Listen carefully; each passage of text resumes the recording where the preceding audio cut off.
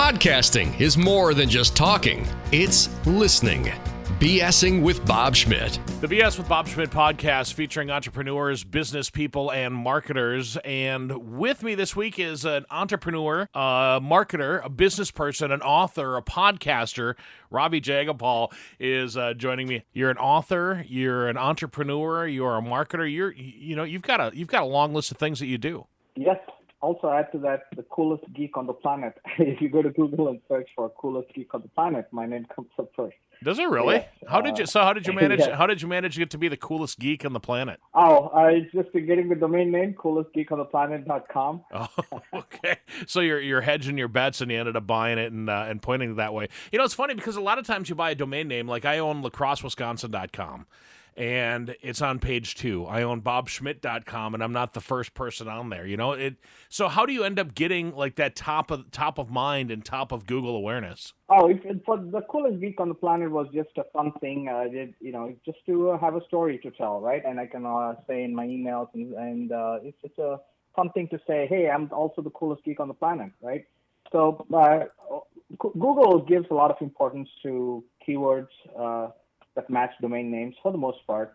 All right. And because I've already hosted a website for a long time, and I have, I've mentioned it in a couple of other websites pointing back to coolestgeekontheplanet.com with those specific keywords and pointing back to the domain name. So it doesn't take much because there are not too many people branding themselves as coolest geek on the planet. That's true. It's more of a fun thing than as an actual marketing thing because there's nobody going out there and searching, let me see who is the coolest geek on the planet. So what makes you the coolest geek on the planet, Ravi?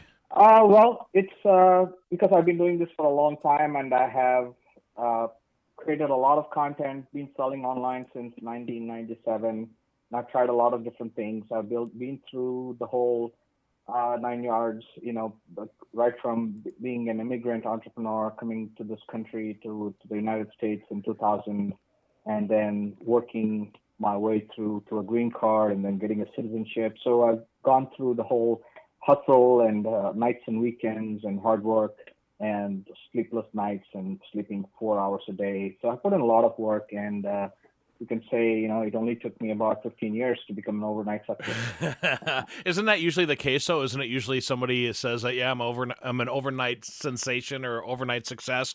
It only took me 20 years to get here. Exactly.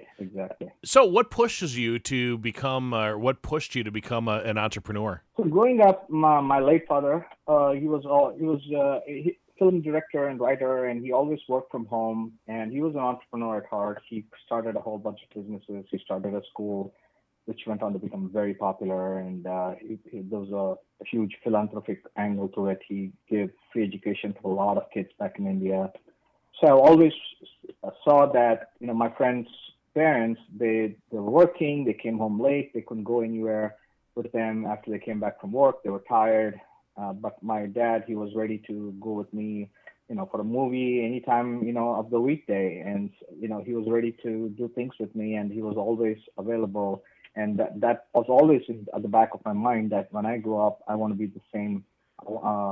It's pretty much, what your parents ingrained, whatever they teach you and what the culture is growing up. So that was always a part of my DNA, to be my own boss, to control my own time, to have the freedom to do what I want to do, to be able to spend time with my kids and my wife and my family. So that's what led me to a furious 10 years of trying to become an entrepreneur. And I had to go through a whole bunch of hoops to do that, but I eventually got there.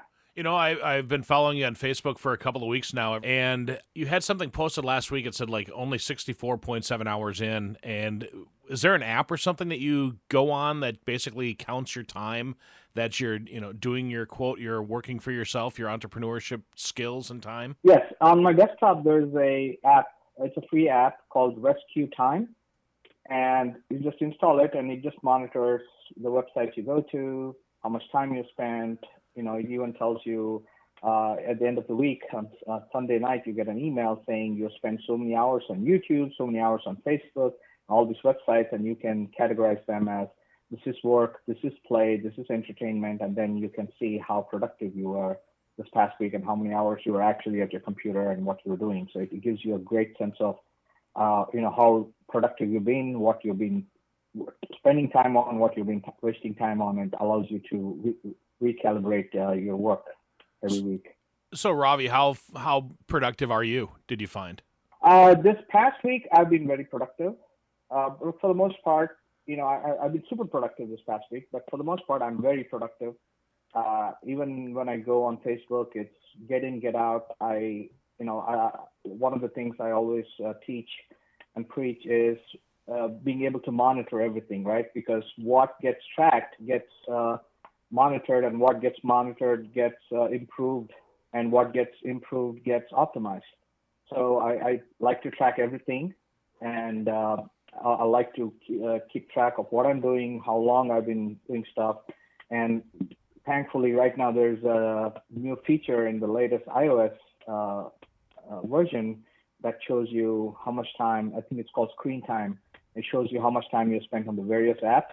So it's going to get. I'm going to get even more organized and optimized. I love to make sure that I'm spending time only on the things that I care about, and I don't like, for example, going on Facebook and posting a lot of GIFs and memes and asking people, answer with a GIF how you feel, answer with a meme how you feel, what your day is up to. So there's a lot of content on social media, which is, obviously it's social media. It's meant to be social. But when you have only so much time, you have one life to live, and you have miles to go to get to where you want to go, you have to be able to optimize things. Well, I think that a lot of people have a hard time with that piece right there, with not stepping over the line and not being on social media as much as they can. How do you focus on getting that stuff, getting all that noise out of your head and out of your mind for the day, and focus in on just the things that need to be done? As an entrepreneur, that's something that I think a lot of us need to know and would love to learn how to do better. Right. So it comes from, early on in my career, I was having a full-time day job. I used to work in New York City for a while.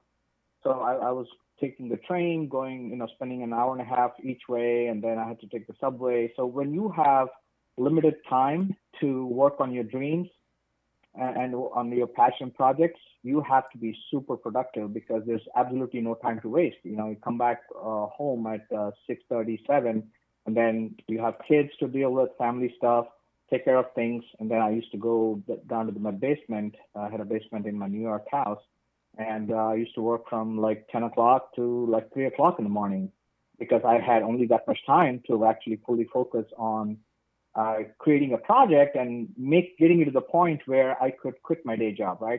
Ultimately, that's the goal. If you're an entrepreneur, you're always feeling like if you have a day job and your goal is to become a full-time entrepreneur, then you always end up feeling like you're living somebody else's life. You're in somebody else's body, because you can see all these things happening and you're not there, because you want to be able to do the thing that you do, that you love to do. You want to do it all the time. So when you become a full-time entrepreneur, it kind of carries over, that because you have put in so much hard work, hustle, discipline, and it takes a lot of work, because now when you have a full-time day job and you have family and you have a house to maintain and clean and take care of so many other things to do, then you start optimizing stuff, and you have to start cutting out stuff. It's just like somebody who is overweight who's trying to lose weight, right? So you start with, okay, I can get rid of the bagel in the morning, and then I can get rid of this and that. You start cutting down on carbs. So slow, and then you start adding a little bit of exercise, and so you constantly tweak and you monitor your weight, and you see what's working, what's not working. So by the time you are able to become a full-time entrepreneur, it's kind of like a catch-22, because if you're not already disciplined, and if you're not already super focused and coordinated and passionate about things, you're not going to get to that point. And once you get to the point, your hunger automatically increases. You want to do better. You want to do more. You want to reach more people. You want to change more people's lives. You want to be adored. You want to be followed. You want fans. You want customers. So all those things follow. And every time you go on social, you have to be kind of ruthless at times. I still do, comment on friends' posts and cute and cuddly warm pictures and cute cat videos and pet videos. I still do Well, that. that's what the But internet's for, because right? exactly. That's what social media is for. But at every point of time, you have to remind yourself what is your goal. So as long as every day you wake up and you have this burning desire, it's like a clock ticking.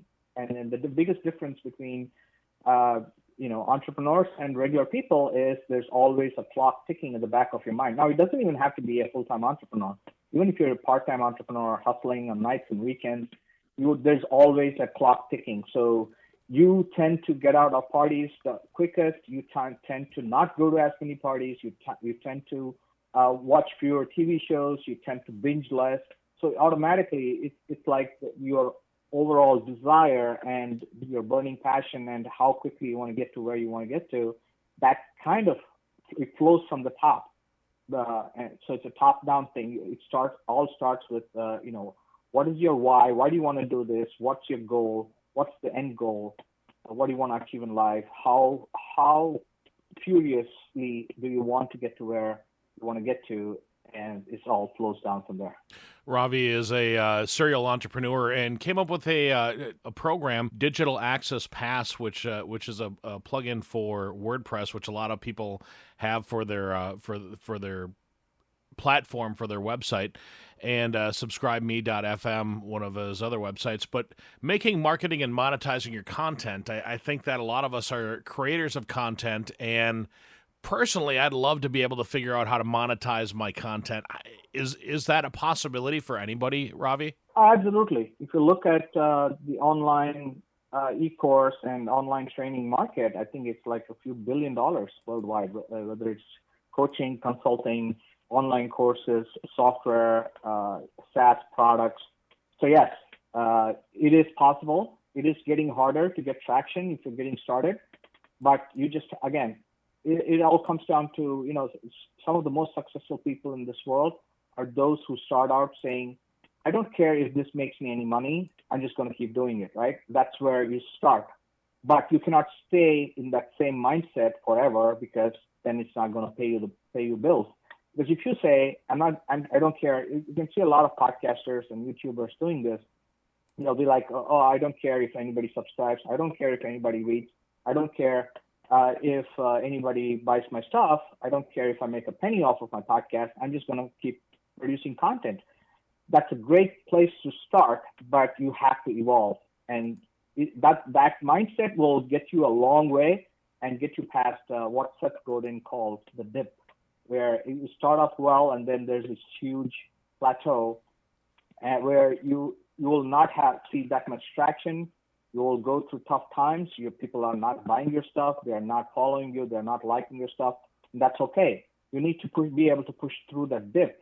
And that's where your passion comes into picture. And usually when they say passion, it's not just about, oh, I want to do this so bad. It's also about how much you know about that subject, how much you care that you can create content even during those moments in time when nobody is paying attention. And that's what can get you over the hump or past the dip. And so you need to just keep pushing through and keep creating content. And then as you evolve, which you need to, because if you forever stay in that mindset of, I don't care if anybody, buys my stuff, then you're not going to critique yourself and optimize and track and monitor and do things better, because you just don't care if anybody reads it or hears it or not. But when you get to the next point, okay, I love this stuff so much. I'm so passionate about it. I would rather do it all the time. So I want to put my money where my mouth is. Stop telling me how passionate you are. Show me how passionate you are by investing some money. Stop endlessly looking for free stuff online. Stop endlessly asking on Facebook, in Facebook groups, what do you guys think?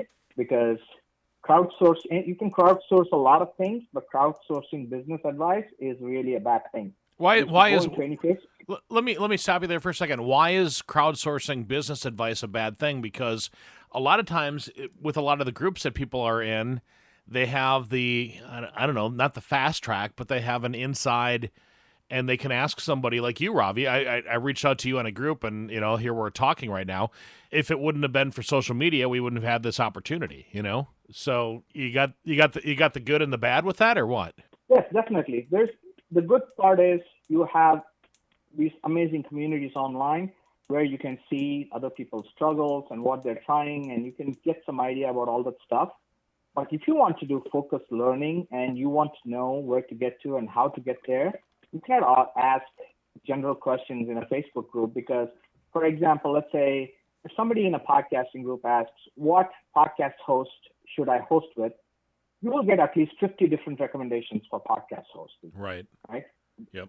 And if you ask, what web hosting company should I host my website with? You will get another 50 recommendations. You ask, what tool should I use to produce my audio? Or whatever you ask, you will get a varied number of responses. That is not going to help you. You need to pick somebody. And that's why I'm big on coaching and mentoring and following somebody.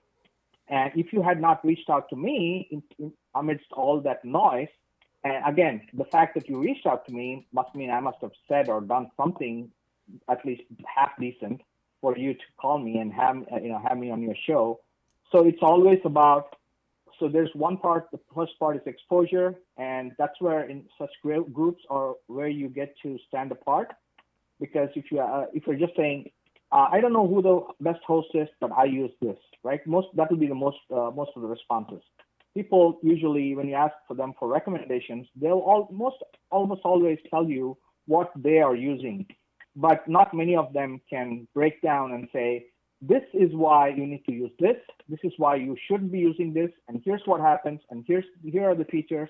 And here's what will happen if you go down this wrong path. And if you use this tool or this software, or if you do it this way, these are the benefits, these are the pitfalls. So if you want somebody to break it down for you, you need to go to the experts. You can't just go to a regular forum or Facebook group where there are so many people at so many different levels, and not all the best marketers are going to give away their best secrets in an open forum where it will not be valued, right? Because if you ask me, hey, how do you monetize content? And if I gave you a blueprint in a Facebook group, you're probably not going to be interested because there's 50 other responses there that is drowning out my advice, which is why that's a great place to start creating your 1,000 true fans, like I call it. You start cultivating your basic network. And from there, you have to be able to establish your credibility, your authority, and your expertise, and then you have to get to the next level. No good ever came from crowdsourcing business advice, other than, okay, you get a good head start, but that's where it stops because you end up getting more confused when you ask people whether it is an opinion on your artwork or your podcast logo or podcast hosting or WordPress hosting or what membership plugin should I use. So you will get a whole bunch of advice, and that cannot be good for somebody getting started. Well, let me ask this on the membership stuff, because I mean, you came up with a membership program.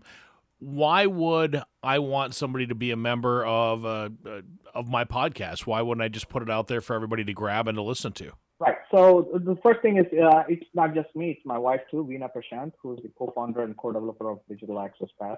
So I cannot take much credit for that all by myself. One of the things with podcasting is that misconception is that podcasting is a business model. It's not. So podcasting is a content marketing tool, just like your email marketing or your Facebook marketing or your YouTube advertising. It is just one channel that brings you new customers and new fans, new followers, and where you get to podcasting is great because it's long form content, and if somebody is listening to you, that means they like you, they know you, they like you, and you can, what you say on the show will get them to trust you, and maybe from there they can become fans and followers and customers and so on. But podcasting by itself is not a business model, which means you have to figure out what is the goal of your podcast. Now, if your goal is to just get together with a buddy, have a couple of beers, and talk, shoot the shoot. Well, just say shoot the Schmidt. I always like to say shoot the Schmidt because that's my last name. Shoot the Schmidt, right? If you want to do that, then that's fine. But if your goal is to do something with your podcast, and after all, we only have so much time in a day, we have so many different content marketing strategies, So if you think podcasting is your only option right now, because there are definitely better options for the short term. So it's like investing in the stock market, right? They say, or investing in getting a financial portfolio, you have to have short term, you have to have long term, and you have to have high risk and low risk, right? You have to mix up your portfolio the same way. Just your podcast cannot be your only content marketing tool, because podcasting is slow burn.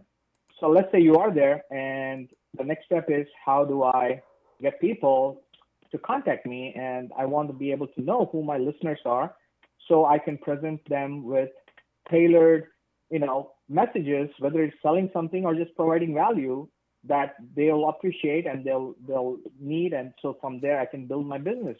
So if you're not thinking of building a business behind your podcast, then obviously you don't need anything. You don't need to ask them to contact you. You don't need to give away any lead magnets, nothing, build a list.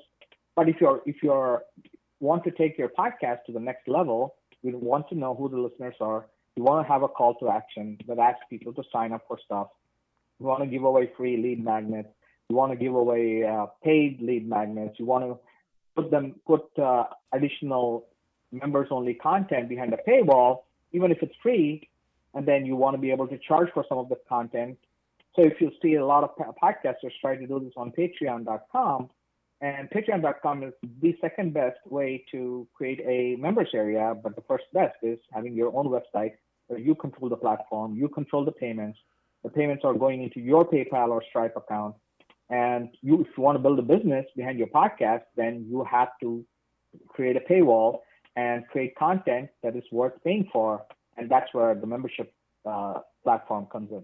Well, that makes some sense, because actually somebody told me I should put the Patreon link on mine, and then I thought, well, is it worth paying for it, or would people pay for the content that I deliver with my guests? And I honestly don't know the answer to that. How do you find that out? Oh, there's only one way to find out. Put it out there, right? So you can, if you're not very technical, if for somebody who's not technical, they don't have their own WordPress site, I would, obviously, my first recommendation is to start your own website, have your own domain, send people through your website, and start creating offers, because at some point you have to stop creating and start promoting stuff. And too many podcasters are stuck in I got to create a podcast episode every day or every week, right? Nobody's holding a gun to you. Anybody said to create a podcast every week. It's okay to not create it every week. Maybe you can do it every other week, and you release an episode 1 week and take the entire next 10 days or 13 days promoting that episode. A lot of people forget that you need to promote it. Even free stuff needs to be promoted today, because if you go on Facebook or Instagram, everybody is an expert. Everybody is a social media expert. Everybody is building a list. Everybody has a report. Everybody has a webinar. So how do you stand out in that noise? How do you build a list of free people to start with? Then how do you sell stuff? So if you don't spend any time thinking about what is it you're going to promote and how are you going to make money, then all you have is just a hobby. And it's okay to have a hobby. I have a lot of hobbies. I watch the NBA. I watch NBA basketball. Following my favorite team, probably 2.5 hours every game, and that's probably 3 games a week. So I waste a lot of time on my favorite hobbies, but I'm not expecting to make any money from it. So if your podcast is a hobby, then knock yourself out. Do whatever you want. Sit in the basement, have a beer, talk to a friend, talk to whatever's happening latest in the world, politics or whatever it is, any current events. And ultimately, you have to say, okay, what am I doing this for? Do I want to grow my audience? Do I want to be able to monetize my podcast? How will I monetize it? And will people just pay, like you said, you are at the point where thinking, will people just pay for interviews, to listen to interviews? They probably won't, because I'm not, Elon Musk smoking a doobie on your podcast, right? So just call me Joe Rogan. That's fine. Right. Okay. Right. So you're not Joe Rogan. I'm not Elon Musk. And so people are not going to pay. Maybe Joe Rogan, if he says, hey, guys, I'm launching a special thing, where I'll have this exclusive behind the scenes footage with my guests who come on the show. People will sign up. People will pay $5, $10, $20 a month, and it's because he has massive fans, and he's been doing this for a long time. Right. But you and I, we can't do that. So it's not just, you can't just take your existing content, putting it behind a paywall and say, hey, the stuff that you were getting for free anyway, now you pay for it. That's not good enough. So you need to say, okay, who's your audience? What are their needs and wants? What content can I create that will make them pay even $5? Forget every month. What can I put out right now in the next 1 month that will make them pay $5 one time? Can you put out a Kindle book for $3, $2.99? Mm-hmm. You know, start from the lowest rung. You know, you can't. Nobody ever scaled Mount Everest in a day, so you've got to start at the rock bottom and say, okay, what is the one thing that I can create, a simple report or simple PDF that it's not easy to find online. And it's not just enough to Google a bunch of stuff, throw it all together in a PDF and say, here's my awesome report or PDF, right? You have to be able to provide value, and value comes only when you have done it yourself. So if I create, my latest book is on Alexa flash briefings. And so I have created it. I have struggled through it. I made a lot of mistakes. So I put the whole thing together in a simple $2.99 Kindle book. Right?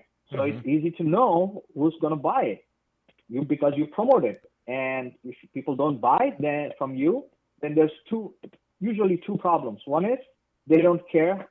Your audience doesn't care about what you're trying to sell, or you're reaching the wrong audience. So it's usually the wrong product or the wrong audience.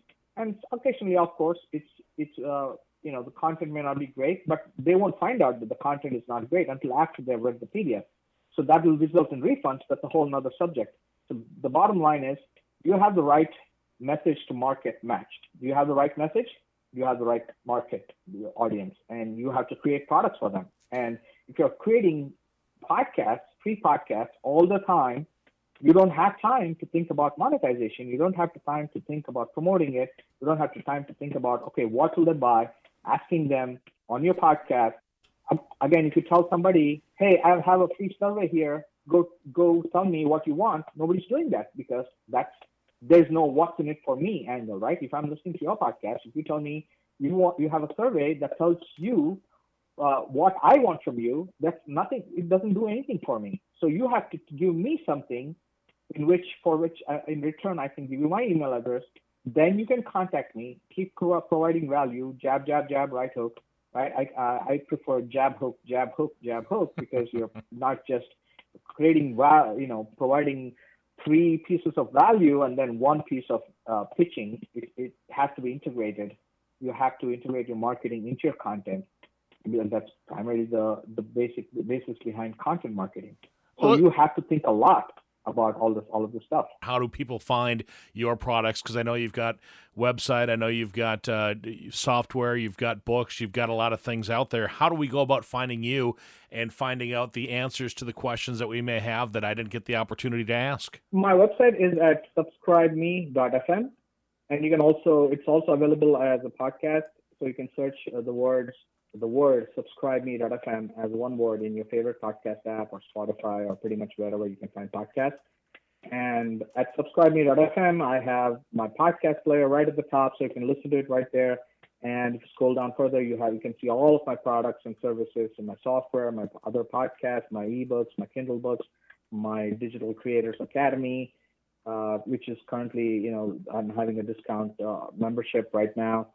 So everything about me, whether you want to contact me, my Twitter accounts, my Facebook, my Instagram, every single thing can be found at subscribeme.fm. The BS with Bob Schmidt podcast is brought to you by Orange Computer. Find them online at orangecomputerlax.com. And by Tri-State Sound and Light. Find them online at tristatesound.com. Tell your story with microcasts by podcastforhire.com. The BS with Bob Schmidt podcast is a podcast for hire production.